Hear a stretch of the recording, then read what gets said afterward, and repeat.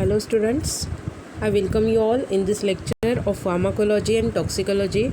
So in previous lecture we had completed the chapter that is chemotherapy of cancer. Okay, so in today's lecture we will start the new chapter that is heavy metals and metals antagonist. Okay, so in this chapter we had seen the different type of heavy metals which is responsible to cause the poisoning.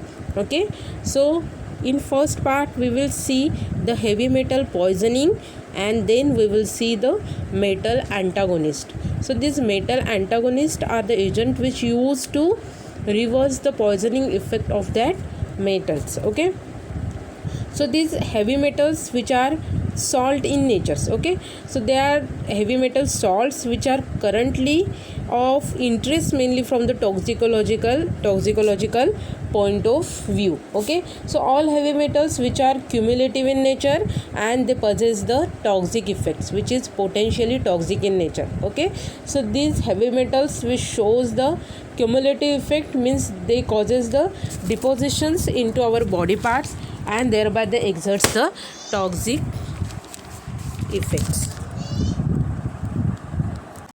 So certain heavy metals which is responsible to form a bond in between the certain free radicals or groups which are present into our body. Okay, and thereby they form a insoluble complexes, and those complexes which affects the regular or normal function of our body. Okay, so that heavy metals that includes the lead, arsenic, mercury, iron, gold. So those agents which is responsible to cause the poisoning into our body, and certain agents which are used to reverse or to overcome that poisoning conditions. So that agents we will study in this chapter. Okay, so first we will know about what is mean by poison, what is mean by poisoning. Okay, a poison is a substance which when consumed endangers life. Poisons affects vital physiological functions of body. Many drugs when consumed in large doses act as an poisons. As we all know that if we extend the limit of that dose drug, so the increase into the dose of drugs, that drug is act as an poison. Okay, so that drugs may possess the toxic effect into our body. So poisoning may homicidal, suicidal or by accidental reason also. Okay, homicidal in the sense suicidal टेंडन्सीने घेतलं जातं, suicide करण्यासाठी घेतलं जातं, किंवा मग accidentally जे काही पॉयझनस मटेरियल आहे त्याचं ॲडमिनिस्ट्रेशन आपल्या बॉडीमध्ये होतं. Okay, and that condition is known as poisoning. Okay, and that substance is known as poison. So general principles of treatment of poisoning. आता आपण जनरल ट्रीटमेंट जी आहे पॉयझनिंगची ती कशी केली जाते ती जनरल ट्रीटमेंट समजून घेऊया. म्हणजे ह्याच्यानंतर जे आपण हेवी मेटल्स बघणार आहोत अलॉंग विथ द ट्रीटमेंट ते समजून घेण्यासाठी आपल्याला इझी जाईल. Okay, so general principle of treatment of poisoning that include first step is that identification of poison. Okay, so ज्या पर्सनमध्ये पॉयझनिंग झालेलं आहे त्या पर्सनने कोणतं पॉयझन कन्झ्युम केलेलं आहे ते आयडेंटिफाय करणं गरजेचं आहे. Okay, so first step it is that identification of that poisons. Okay, if you identify that poison we can easily administer to that patient a antidote for that particular drug. Okay, then maintain clear airway passage. So the person which having a poisoning condition, we require to maintain a clear airway passage for that person. Okay, so first step is that suction of tracheobronchial secretions, artificial respiration by oxygen mask or endotracheal intubation or ventilator, then removal of poison. First काय करायचं आहे, first त्या पेशंटमध्ये कोणतं poisoning झालेलं आहे ते identify करायचं आहे. त्याच्यानंतर त्या पर्सनमध्ये ज्याच्यामध्ये पॉयझनिंग झालेलं आहे त्याला क्लिअर एअरवे पॅसेज अलाव करायचा. Okay, so by suction of tracheobronchial secretions or by artificial respiration by using oxygen mask or endotracheal intubation or ventilator. Okay, then next step is that removal of that poison. So removal of that poison is caused with the help of gastric lavage. Okay, gastric lavage म्हणजे काय केलं जातं, तर the second word for this gastric lavage is stomach pumping, okay, or stomach irrigation means the process of cleaning out the content of stomach, okay. म्हणजे स्टमकमध्ये जे काही poisonous content आहे ते स्टमकचं टोटल एम्प्टीइंग गॅस्ट्रिक लवॅजने केलं जातं. Then induced vomiting by using emetics like apomorphine, ipecac syrup और वार्म सलाइन्स वॉटर, ओके. नंतर काय केलं जातं, पेशंटचं जे इंटरनल कंटेंट आहे, पॉयझनस कंटेंट आहे, ते बॉडीमधून बाहेर टाकण्यासाठी त्याला वॉमिटिंग एजंट्स दिले जातात, इमेटिक्स दिले जातात, ओके. सो इमेटिक्स काय करणार आहेत, they causing the vomiting, okay. So vomiting झाल्यामुळे जे काही इंटरनल कंटेंट आहे ते बाहेर थ्रू आउट होणार आहे, okay. Then force diuresis increases urinary frequency, for example mannitol. So mannitol is given to increase the urinary frequencies, okay. So force diuretic agents दिले जातात, त्याच्यामुळे युरिन थ्रू जे काही पॉयझनस कंटेंट आहे बॉडीमधलं ते बाहेर टाकलं जातं, okay. So by this mechanism the removal of poison is takes place.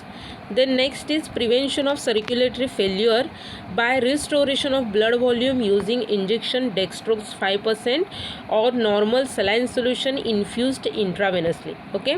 Then next स्टेपमध्ये काय केलं जातं, तर prevention of circulatory failure, okay. म्हणजे जे काय ब्लड सर्क्युलेशन आहे ते ब्लड सर्क्युलेशन सिस्टीम जी आहे ती टोटली कोलॅप्स होण्यापासून प्रिव्हेंट करण्यासाठी काय केलं जातं, तर इंजेक्शन डेक्स्ट्रोज 5% इंजेक्शनचं सप्लाय दिलं जातं to restore the blood volume and or the normal saline solution infused केलं जातं intravenously, okay. Then universal antidote that include the BAL, that is British antilewisite or dimercaprol. हा जो युनिव्हर्सल अँटीडोट आहे, म्हणजे कोणत्याही टाईपचं पॉयझनिंग असू दे त्याच्यामध्ये बाल जो आहे which acts as an universal antidote, okay. Then magnesium oxide, tannic acid administered orally. Specific antidote is used if poison is identify, okay. जर कोणतं पॉयझन त्या पर्सनने ॲडमिनिस्टर्ड केलं आहे हे जर माहिती असेल तर त्याच्यासाठी स्पेसिफिक असा अँटीडोट आपण यूज करू शकतो.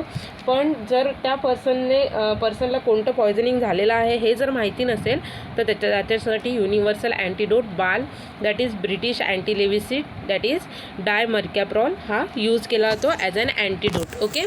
सो अँटीडोट काय करतात, पॉयझन्स जो आहे त्याचा इफेक्ट जो आहे तो इनिबिट करतात, okay. Then adsorbent like activated charcoal powder 10 gram in 100 ml of water is introduced in stomach to bind unabsorbed poison. त्याच्यानंतर काय आहे की जे अनअब्झॉर्ब्ड फॉर्ममध्ये जे पॉयझन बॉडीमध्ये प्रेझेंट असणार आहे ते रिमूव्ह केलं जातं by using the activated charcoal powder, okay. So 10 gram in 100 ml water use केलं होतं आणि त्याच्यामुळे जे काही अनॲब्सॉर्ब फॉर्ममध्ये जे पॉयझन स्टमकमध्ये अवेलेबल आहे ते त्या चारकोलला स्टिक होणार आहे आणि मग बॉडीमधून रिमूव्ह केलं जातं, okay. So this is the general principle treatment for the treatment of poisoning, okay. So ह्या ज्या स्टेप्स आहेत त्या जनरल पॉयझनिंगच्या ट्रीटमेंटसाठी फॉलो केल्या जातात, okay. Now we will see each heavy metals along with their poisoning toxicities and along with their treatment, okay. First we will see the first heavy metal is lead, okay, lead. So these lead compounds are rarely used in the medicine, however they are used in the various industries and may cause chronic lead poisoning, okay. So generally as a medicine म्हणून lead जे heavy metal आहे ते कमी use केलं जातं for therapeutic use, but industrial यूजसाठी lead जे compounds आहेत ते यूज केले जातात आणि लीडमुळे जर पॉयझनिंग झालं तर ते क्रोनिक टाईपचं लीड पॉयझनिंग आहे.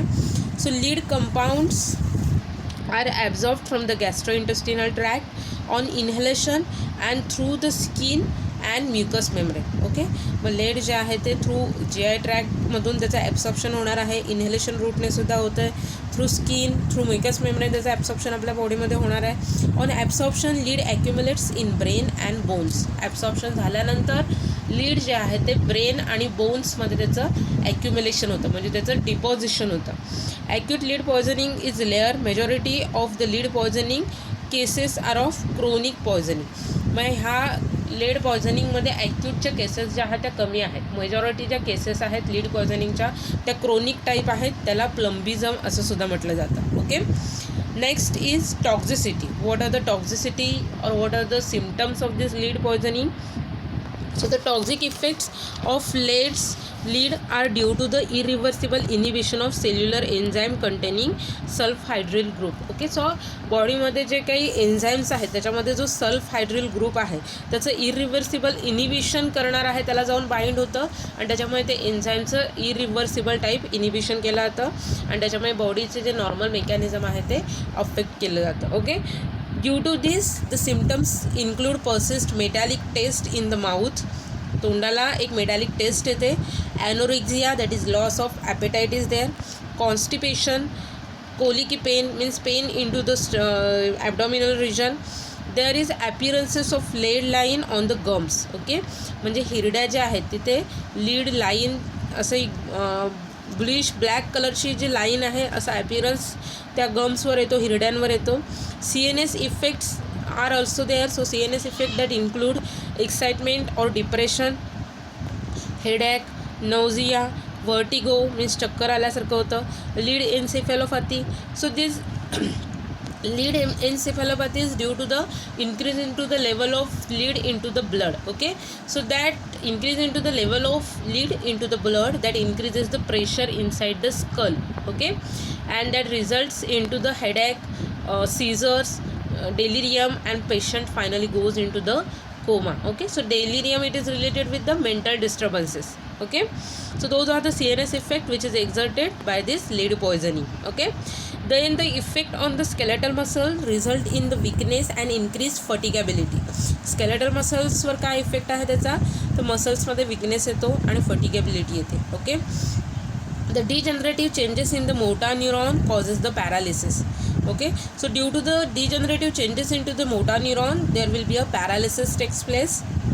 So in case of female, dysmenorrhea and amenorrhea may occur. Okay, फिमेल्समध्ये लीड पॉयझनिंगचा इफेक्ट काय आहे किंवा लीडचं ॲक्युम्युलेशन डिपॉझिशन झालं तर त्याचा इफेक्ट काय शो होतं, तर डिसमेनोरिया दिसून येतं. ओके, सो डिसमेनोरिया म्हणजे काय, तर मेन्स्ट्रुअल पिरियड्समध्ये जे ब्लडचा फ्लो आहे तो हेवी ब्लड फ्लो होतं. ओके, आणि क्रॅम्प्स, पेल्विक पेन जे आहे ते मोर प्रोनंटली जाणवतं. ओके, अमेनोरिया मीन्स पिरियड्समध्ये मेन्स्ट्रुअल सायकल्समध्ये इरेग्युलॅरिटीज येते. Okay, and in some cases sterility have also been observed. Okay, sterility in the sense वंधत्व येतं. Okay, so those are the toxicity or toxic effect which is exerted by this lead poisoning. Okay, the next part is that treatment. So treatment of this lead poisoning, so now we will discuss the treatment for this lead poisoning. Okay, so first is decontamination. Okay, so decontamination, it is nothing but the neutralization or removal of dangerous substances. Okay, मग जे काही लीडचं poisoning बॉडीमध्ये झालेलं आहे त्याचं त्या लीडचं completely neutralisation केलं जातं, ते लीड्स जे आहे ते बॉडीमधून रिमूव्ह केलं जातं.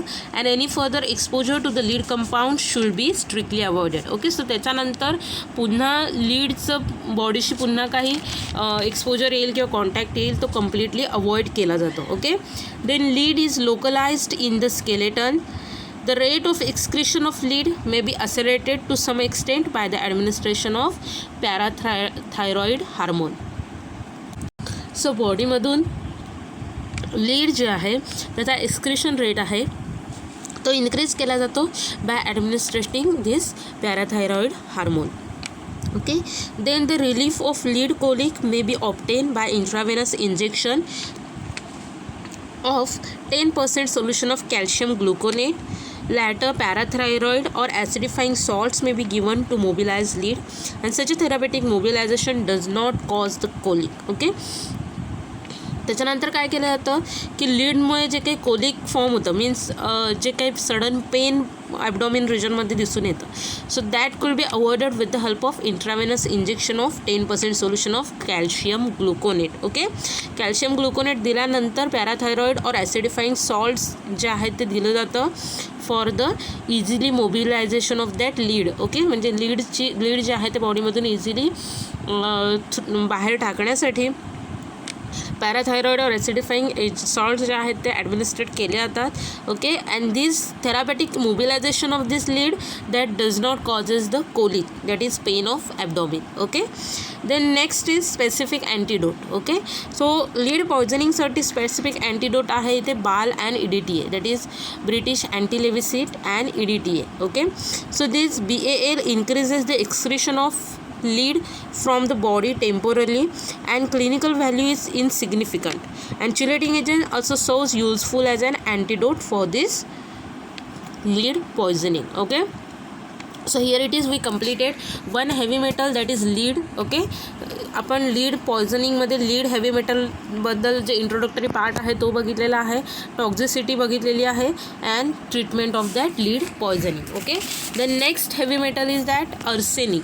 So the involvement of this arsenic compound in therapeutic is also of historical importance only. Okay, now today these compounds are not used in the therapeutic practices, and just like lead, it also inhibits the metabolically important enzymes by combining with their sulfhydryl group. Okay, जसं same लीडचं आहे की different जे metabolic enzymes आपल्या बॉडीमध्ये availables आहेत त्याच्यातल्या सल्फहायड्रिल ग्रुपसोबत combine होणार आहे arsenic, and it causes the irreversible type of inhibition of that enzymes. Okay, and thereby affects our normal body functioning. Okay, then acute poisoning of this arsenic that include gastrointestinal and cerebrospinal symptoms are prominent. Okay, म्हणजे अर्सेनिकच्या पॉयझनिंगमध्ये gastrointestinal and cerebrospinal related symptoms are there. nausea, epigastric distress. Okay, nausea, epigastric distress in the sense pain or discomfort which presents right below your ribs. Okay, in the region of upper abdomen region. So this is due to the gaseous discomfort. Okay, so epigastric distress is there, vomiting and diarrhea, gastrointestinal symptoms are also there. There is presence of blood in the stools are also there. Okay, म्हणजे अर्सेनिकच्या पॉयझनिंगमध्ये स्टूल्समध्ये blood दिसून येतं. Headache, व्हर्टिग्रो, त्याचे चक्कर आणि depression of circulation, mental confusion are the symptoms of cerebrospinal effects. Okay, so आपण gastrointestinal effect बघितलेले आहेत, nausea, epigastric distress, vomiting, diarrhoea. Okay, आणि cerebrospinal effects that includes the headache, vertigo, depression of circulation, mental confusion. Okay, and this followed by the convulsions, coma and death. Okay, means person जो आहे त्याची death सुद्धा arsenic poisoning मध्ये होऊ शकतं. Okay, so fatal dose for this arsenic heavy metal is 120 to 200 mg of arsenous oxide. Okay, 120 ते 200 mg हा जो डोस आहे अर्सेनस ऑक्साईडचा which is more fatal in nature. Okay, now next is treatment of this arsenic poisoning. Okay, so prompt treatment is essential that includes the gastric lavage. First जे आहे ते gastric लवॅजचे treatment दिले जाते. म्हणजे काय केलं जातं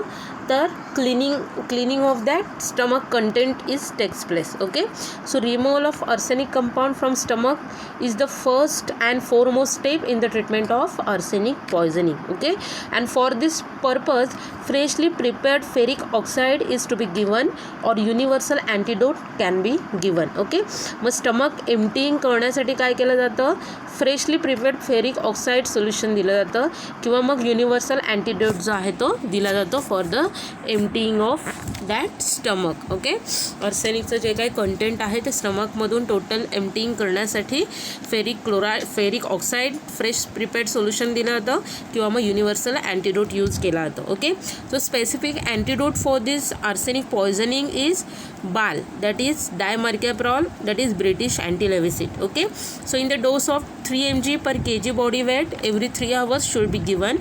It forms complex with arsenic which is excreted into the urine. Okay, मग हा काय करणार आहे, अर्सेनिक्सचे जे काही आयन्स आहेत, मेटल्सचे आयन्स आहेत त्याच्यासोबत कॉम्प्लेक्स फॉर्म करतो which is water soluble in nature and then it is excreted through the urine. Okay, then intravenous fluids to compensate dehydration. जे काही डिहायड्रेशन अर्सेनिक पॉयझनिंगमुळे झालेलं आहे ते भरून काढण्यासाठी इंट्राव्हेनस फ्लुइड्स त्या पेशंटला दिलं जातं. Then next is for controlling pains, morphine may be administered. Okay, म्हणजे अर्सेनिक पॉयझनिंगमध्ये जे काही पेन तो पेशंट सफर करतो ते पेन रिलीव्ह करण्यासाठी मॉर्फिन ॲडमिनिस्ट्रेट केलं जातं. Okay, so this is the treatment for the acute poisoning of arsenic. Okay, that is gastric lavage, specific antidote, intravenous fluid supply and morphine is given to control the pain, right? So this is for acute poisoning. In case of chronic poisoning of arsenic, the symptoms that includes the anorexia, that is loss of appetite, diarrhea, easy fatigability, running of eyes, nose, sense of fullness of head, skin rash, brittle nails, falling of hair, convulsions, coma and death is there. Okay, and treatment is similar to that of acute poisoning, that is gastric lavage, specific antidote, intravenous fluid supply and morphine is used to control the pain. Okay, so this is all about the arsenic poisoning and their treatment. Okay, then next heavy metal is mercury. So these mercurial compounds which are used as an diuretics, purgative and antiseptic agent. Okay, म्हणजे जे mercurial compounds आहेत which are use for the purpose of diuretic agent, purgatives, antiseptics. Okay, so it is also used as an antisyphilitic remedy. Okay, म्हणजे syphilis हा जो disorder आहे आपण sexually transmitted डिसिजेसमध्ये बघितलेला आहे की बॅक्टेरियाच्या बॅक्टेरियल इन्फेक्शनमुळे कॉज होणारा हा डिसऑर्डर आहे सिफिलिस. ओके, सो त्याच्या ट्रीटमेंटमध्ये मर्क्युरियल कंपाऊंड्स जे आहेत ते यूज केले जातात. Okay, so mercury accumulates in the syphilitic lesions and inhibit the development of an organism. Okay, मग सिफिलिसमध्ये ते त्यांची ॲक्शन कशी शो करतात तर ते काय करतात, सिफिलिप्टिक लिजन्स आहेत. ओके, सिफिलिसमध्ये त्या बॅक्टेरियाच्या इन्फेक्शनमुळे जे काही लिजन्स बॉडीमध्ये फॉर्म होतात त्या लिजन्समध्ये ते मर्क्युरियल कंपाऊंड्स अक्युमुलेट्स होतात and thereby they inhibits the development of that organism. मग ते जे बॅक्टेरिया आहे त्यांची डेव्हलपमेंट आहे ते इनिबिट करतात. Okay, but it may deposit symptoms of chronic mercurialism. Okay, means there will be a deposition of mercuries into the body. Okay, and hence this metals has lost its importance into the anti-syphilitic therapy. त्याच्यामुळे anti-syphilitic थेरपीमध्ये metals mercury metals जे आहेत ते use केले जात नाही because of there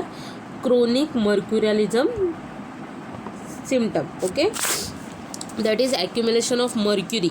Okay, and the action of mercury as exhibited by its diuretic, purgative and antiseptic effect has been ascribed to its capacity to inhibit sulfhydryl enzymes. Okay, and the mercurial's reabsorption, so these mercurial's diuretic thus interfere with the sulfhydryl enzyme necessary in the tubular reabsorption. Okay, मग हे मर्क्युरीचे जे ions आहेत which shows their effect on the enzymes which is responsible for reabsorption, tubular reabsorption process. Okay, so the cathartic action can be attributed to the inhibition of active absorption process in the bowels. Okay, cathartic action जे आहे as an पर्गेटिव्ह म्हणून use केलं जातं. So त्याची जी cathartic action आहे which can be attributed to inhibit the active absorptive process in the bowel. Okay, and mercury in high concentration which causes the denaturation and precipitation of protein. Okay, म्हणजे बॉडीमध्ये जर मर्क्युरीचं deposition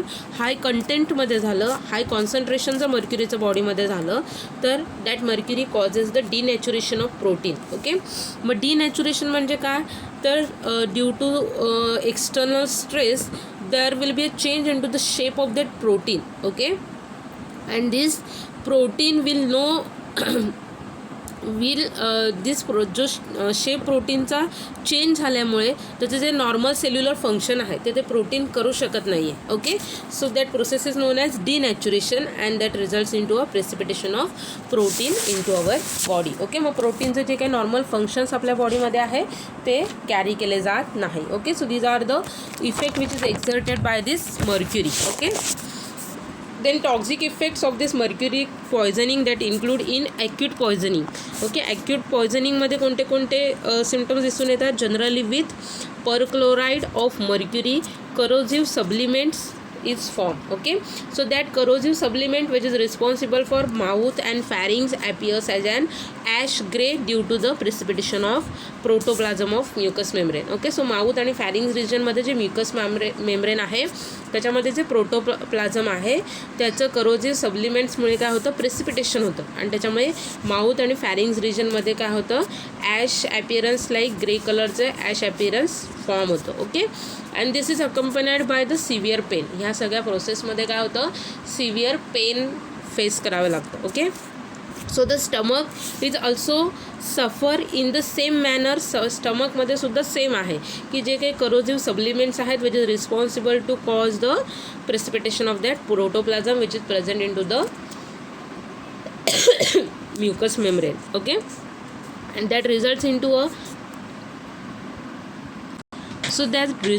a epigastric pain, vomiting, diarrhea, and which may be blood stained are the common symptoms. Okay, and the patients generally succumbs to the shock and anhydramia caused by the loss of fluid. Okay, so due to the loss of fluid from the body, anhydramia condition is there and patient which generally succumbs to the shock. Okay, so shock, it is nothing but the lack of blood flow, and this condition may be a life threatening also. Okay, in case of chronic poisoning of this mercury, the damage is noticed in the eliminative lip tissues of the kidney. Okay, kidney मध्ये जे काही lip tissues आहेत त्यांचं damage होतं.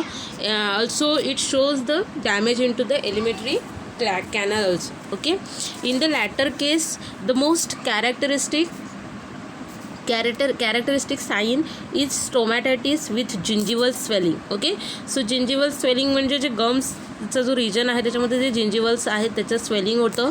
Ulceration, blue line, loosening of the teeth and marked salivations. Okay, म्हणजे जो गमचा area आहे त्याच्यामध्ये जिंजिवल स्वेलिंग दिसून येतं, अल्सरेशन दिसून येतं, ब्ल्यू लाईन ॲपियर्स होतात आणि टीथ जे आहे त्यांचं लुजनिंग होतं. Okay, and also salivation is shown over there in case of chronic poisoning. Okay, so these are the effect which is exerted by the mercury chronic poisoning conditions. Okay, now next part we will see the treatment of this mercury poisoning. Okay, so first is gastric lavage. So gastric lavage, that is emptying of stomach, is done with the help of 250 ml of 5% sodium formaldehyde sulfoxylate solution is given to carry out the gastric lavage. Okay, मग stomach एम्प्टिंगसाठी काय केलं जातं, 250 ml एवढं 5% sodium formaldehyde sulphoxylate solution use केलं जातं to carry out the gastric lavage. Okay, then next is egg albumin is used. Okay, so this egg albumin can be given which converts this mercury to the mercury albuminate form. Okay, then activated charcoal 3 to 4 tablespoon in 500 ml of water may also be given. They causes the, that is, adsorption of that mercury compounds. Okay, in case of nephrotoxicity, to combat acidosis, sodium bicarbonate is given intravenously. To avoid this kidney damage, sodium bicarbonate is given. Then specific antidote is used that include the BAL, that is British anti-levisite dimercaprol, in the dose of 3 mg per kg body weight every 3 hours is administered in case of mercurial poisoning. Okay, so इथे आपण ट्रीटमेंटमध्ये बघितलेलं आहे gastric lovage treatment दिली जाते with the help of 5% sodium formaldehyde sulphoxylate solution use केलं जातं. Then egg albumin दिलं जातं, सॉरी, ॲक्टिवेटेड चार्कोल यूज केलं जातं, नेफ्रोटॉक्झिसिटी अवॉइड करण्यासाठी सोडियम बायकार्बोनेट यूज केला जातं आणि बाल हा स्पेसिफिक अँटीडोट जो आहे तो यूज केला जातो. ओके, सो इथे आपण 3 हेवी मेजर्स बघितलेले आहेत along with the toxicity and treatment. Okay, now we will see the next part is that heavy metal antagonist. Okay, so these heavy metal antagonists are the agent which are used as the antidote for the metallic poisoning. Okay, means these heavy metal antagonists which are used to inhibit or reverse the effect of that metal poisoning. Okay, so first heavy metal antagonist is dimercaprol, that is British anti-levisite which is also known as BAL. Okay, so आत्ता जे आपण important heavy metals बघितलेले आहेत त्याच्यामध्ये treatment पार्टमध्ये आपण बघितलेलं आहे की सर्व जवळजवळ सगळ्या मेटल पॉयझनिंगच्या ट्रीटमेंटसाठी अँटीडोट म्हणून बाल हा एजंट जो आहे तो यूज केला जातो. That is British antilewisite. Okay, डायमर्कॅप्रॉल.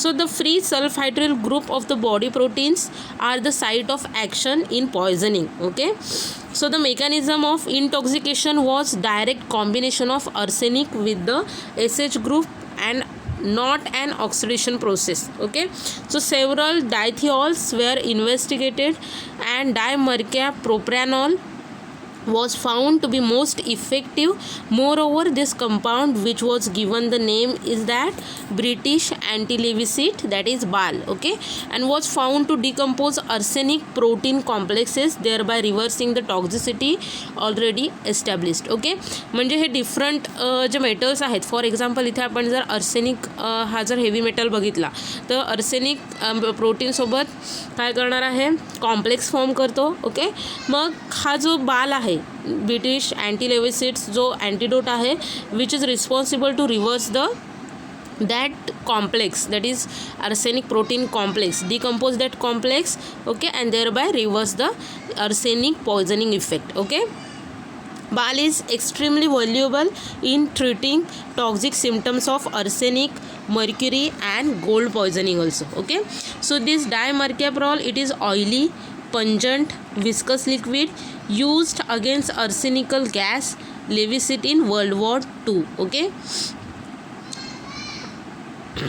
So world war 2 मध्ये जो अर्सेनिकल गॅस यूज केला होता त्याचा इफेक्ट रिव्हर्स करण्यासाठी डायमर्कॅप्रॉल हा जो अँटीडोट आहे तो यूज केला होता. Okay, so action of this 2 SH groups bind heavy metals like arsenic, mercury, copper, and this prevents the degradation of sulfhydryl containing enzymes into the body. Okay, so sulfhydryl group containing जे enzymes आहेत त्यांचं जे decomposition होतं due to the heavy metal poisoning, that could be avoided with the help of this antidote. Okay, so this BAL has effect of competing with tissue protein for the arsenic, and since BAL complexes are more stable and arsenic is moved and rapidly excreted. Okay, so त्याच्यामुळे काय होतं की BAL which having a more competitive in nature. Okay, this towards to the tissue protein. Okay, for the arsenic,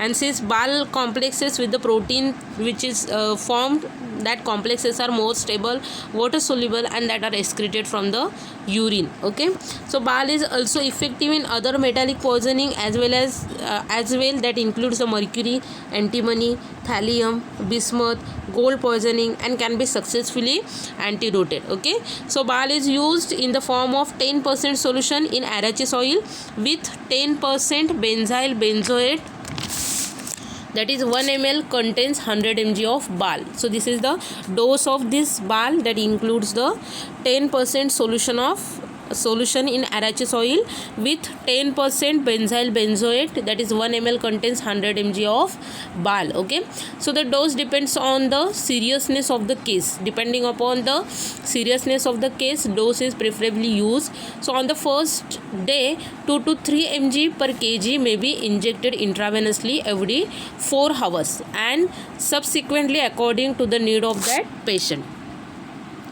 Okay, so this is the introductory part which is related with this dimercaprol. Okay, so uses of this dimercaprol in the treatment of mercury, nickel, bismuth, arsenic poisoning: 3 mg per kg 3 times a day by intramuscular route, along with the calcium edetate for lead poisoning, along with penicillamine in copper poisoning is preferably used. Okay, then adverse effect which is associated with this dimercaprol, that include hypertension, tachycardia, cramp, vomiting and headache. Okay, so certain toxic effects which are exerted by this BAL, that includes the symptoms of BAL toxicity becomes noticeable at the dosage level of 5 mg per kg of body weight. Okay, म्हणजे जर बालचा dose जो आहे तो 5 mg per kg body weight इथपर्यंत जर गेला तर त्याचे टॉक्सिक इफेक्ट जे आहेत ते बॉडीवर दिसून येतात. Okay, so that toxic symptoms include nausea, vomiting, headache, burning sensation of lips, throat, eyes, lacrimation, salivation, dental pain, generalized muscular aches with burning and tingling of extremities. tingling of extremities म्हणजे मुंग्या येतात. Okay. then anxiety and feeling of constriction of chest, elevation of systolic and diastolic blood pressure along the tachycardia, that is increase into the heart rate. Okay. then local pain at the site of injection and gluteal abscesses have been reported. म्हणजे जिथे इंजेक्शनची site आहे, okay, त्या इंजेक्शनच्या साईटवर काय होतं, abscess form होतं, मीन्स पस फॉर्मेशन होतं. And has been reported and muscle spasm of the leg is common. Okay. And BAL is contraindicated in the patient with hepatic damage. ज्या पेशंटमध्ये हिपॅटिक डॅमेज झालेला आहे त्या पेशंट्समध्ये ॲज ॲन अँटीडोट म्हणून बाल use केला जात नाही. Okay. So in case of बाल poisoning, if the toxic effects are exerted by this ball, so that could be overcome with the help of barbiturates. Okay, so these barbiturates which acts as an antidote for the ball toxicity. Okay. then next heavy metal antagonist is calcium EDTA, that is EDTA, which is known as chelating agent. Okay, so these are recent additions to the armamentarium of the physician. So the name chelation suggests the capacity of certain chemicals to grab certain polyvalent metallic ions like calcium, copper, mercury, iron, chromium, etc. Okay, and this results in a stable water soluble non-isobable ring structure in which metallic ions is firmly held. Okay, and it should be noted that metal is not precipitated. Okay. म्हणजे हे chelating agents काय करतात, they form a chelate. Okay. With that mercury, with that ions, heavy metals ions. Okay. So this form a stable water soluble non ionizable ring structure. Okay. And in that ring structure that metallic ions get form or held. Okay, firmly held, and that complex is get easily removed from our or eliminated from our body. Okay, so those are the chelating agent. So chelating agent, first is most popular chelating agent is used as an antidote, that is ethylene diamine tetraacetic acid, that is EDTA, that is ethylene diamine tetraacetic acid. Okay, so therapeutically a number of chelating compounds are used. Okay, but best known is ethylene diamine tetraacetic acid, that is EDTA, which is also known as edetic acid. Okay, so it is a synthetic polyamino acid which is used for the purpose of antidote. Okay, so if EDTA enters in the body slowly, it is capable of chelating the calcium. Okay, so आपल्या बॉडीमध्ये जे काय calcium ions आहेत त्याचं chelation cause करतं. म्हणजे काय करणार आहे तर वॉटर सोल्युबल कॉम्प्लेक्स फॉर्म करणार आहे आणि त्या कॉम्प्लेक्समध्ये कॅल्शियमचे आयन्स जे आहेत ते फर्मली हेल्ड केले जातात. Okay, in chelated complex is excreted in the urine, आणि त्या कॉम्प्लेक्स फॉर्ममध्ये युरिनमधून त्याचं एक्सक्रिशन होतं. So repeated administration will be lead to the marked negative calcium balance and depletion of skeleton stores of the elements. त्याच्यामुळे काय होतं, जर EDTA जर रिपीटेडली आपण बॉडीमध्ये ॲडमिनिस्ट्रेट केलं तर त्याच्यामुळे आपल्या बॉडीमधलं जे कॅल्शियम कंटेंट आहे ते कमी होणार आहे. Okay, because of EDTA calcium complex form होतं आणि ते युरिनमधून एक्सक्रीट होतं. ओके, सो त्याच्यामुळे बॉडीमधलं जे कॅल्शियमचं कॉन्सन्ट्रेशन आहे ते काय होणार आहे, कमी होणार आहे. Okay, so this EDTA also chelates foreign heavy metals present in to our body fluids. Okay, so जसं कॅल्शियमचं चिलेशन करतं तसंच सेम जे काही हेवी मेटल्स आहेत त्याच्यासोबतसुद्धा चिलेशन फॉर्म करणार आहे आणि त्याचं बॉडीमधून रिमूव्हल करणार आहे. Okay, so EDTA is administered intravenously as 40 mg per kg body weight in 3% solution dissolved in isotonic glucose or saline. So this is the dose of this EDTA. काय केलं जातं तर इंट्राव्हेनसली ॲडमिनिस्ट्रेट केलं जातं 40 milligram per kg body weight in 3% solution dissolve in isotonic glucose or saline solution. Okay, so this chelating agent which have both clinical and industrial uses also. Okay, clinically कुठे कुठे use केला जाता, sorry, so they are used as an detoxifying agent in lead and mercury poisoning. Okay, as an blood anticoagulants by the decalcification process. Okay, so they are used as an detoxifying agents. Okay, in case of lead and mercury poisoning condition मध्ये as an detoxification agent म्हणून use केला जातं because it causes the blood anticoagulant effect by the decalcification process. Okay, then in calcemia, so sodium EDTA is given intravenously. हायपरकॅल्सेमिया कंडिशनमध्ये की जिथे कॅल्शियमचं concentration increase झालेलं आहे बॉडीमधले तेव्हासुद्धा सोडियम EDTA यूज केलं जातं. It exchange sodium ions for the calcium ions to form a soluble chelates binding the metal in an unionizable form. So sodium EDTA काय करणार आहे, सोडियम एक्सचेंज करणार आहे आणि त्याच्या बदल्यात कॅल्शियम बरोबर कॉम्प्लेक्स फॉर्म करतं. Okay, and it forms a calcium ions form a soluble chelates binding the metal in an unionizable form. Okay, so this lead जो heavy metal आहे which has greater affinity towards the EDTA. Okay, then calcium पेक्षा सुद्धा लीडची जास्त affinity आहे to binds the EDTA and which it will displace forming the soluble unionizable metallic chelates. त्याच्यामुळे EDTA जो आहे तो लीड सोबत unionizable metallic chelate फॉर्म करतं and this property is used in the treatment of acute and chronic lead poisoning. त्याच्यामुळे acute आणि chronic lead poisoning कंडिशनमध्ये ही जी property आहे लीडची जास्त ॲफिनिटी आहे EDTA इकडे ती यूज केली जाते. So EDTA chelates of iron is said to be a less irritant to the gastric mucosa and hence iron in this combination is tolerated better. Okay, so त्याच्यामुळे हे जे डिफरंट हेवी मेटल्स आहेत त्यांच्यासोबत chelation form करणार आहे, complex form करतं EDTA आणि तो जो कॉम्प्लेक्स आहे तो युरिनमधून इझिली इलिमिनेट केला जातो. ओके, सो त्याच्यामुळे हे जे डिफरंट हेवी मेटल्स आहेत त्याच्या पॉयझनिंगमध्ये EDTA हा जो एजंट आहे तो ॲज अन अँटागोनिस्ट म्हणून यूज केला जातो. ओके, सो इथे आपला हा जो चॅप्टर आहे heavy metals poisoning and metal antagonist हा इथे संपलेला आहे. ओके, सो ह्या चॅप्टरमध्ये आपण काय काय बघितलं तर हेवी मेटल्स कोणते कोणते आहेत, हेवी मेटल्सच्या पॉयझनिंगचे इफेक्ट काय आहेत, टॉक्झिसिटी सिम्पटम्स बघितलेले आहेत, त्यांची इंडिव्हिज्युअल ट्रीटमेंट बघितलेली आहे, त्याच्यामध्ये लीड आर्सेनिक मर्क्युरी हे हेवी मेटल्स बघितलेले आहेत आणि त्याच्यानंतर जे युनिव्हर्सल अँटीडोट आहे which is used as an heavy metal antagonist that is BAL which is also known as dimercaprol. Okay, so त्याची मोड ऑफ ॲक्शन कशी आहे, त्याचे टॉक्झिक इफेक्ट कोणते आहेत, त्याचं युनिव्हर्सल अँटीडोट कोणता आहे ते इथे बघितलेलं आहे आणि chelating agent that is EDTA ethylene diamine tetraacetic acid ह्याची मोड ऑफ ॲक्शन बघितलेली आहे आणि कोणत्या कोणत्या कंडिशन्समध्ये पॉयझनिंगमध्ये त्याचा यूज केला जातो ते आपण इथे बघितलेलं आहे. ओके, सो इथे आपला हा चॅप्टर संपलेला आहे. So exam point of view important आहे, मेटल पॉयझनिंगची ट्रीटमेंटवर क्वेश्चन विचारला जातो, लीड पॉयझनिंगवर नोट विचारली जाते, arsenic poisoning mercuric poisoning. So तिन्ही मेटल जे आहेत ते इम्पॉर्टंट आहेत, त्याच्या पॉयझनिंगवर नोट विचारली जाते. सो त्याच्यामध्ये तुम्हाला त्याचं इंट्रोडक्टरी पार्ट, टॉक्झिसिटी सिम्पटम्स आणि ट्रीटमेंट लिहायचं आहे. त्याच्यानंतर युनिव्हर्सल अँटीडोट जे आहेत डायमर्कॅप्रॉल त्याच्यावर सुद्धा नोट विचारली गेलेली आहे आणि चिलेटिंग एजंट्सवर सुद्धा नोट विचारली गेलेली आहे. Okay, so exam point of view it is an very important chapter. So आजच्या चॅप्टरमधला जर कोणता पॉईंट कोणती कन्सेप्ट जर तुम्हाला समजली नसेल तर तुम्ही मला पर्सनल मेसेज करून विचारू शकता. Okay, so thank you for listening me.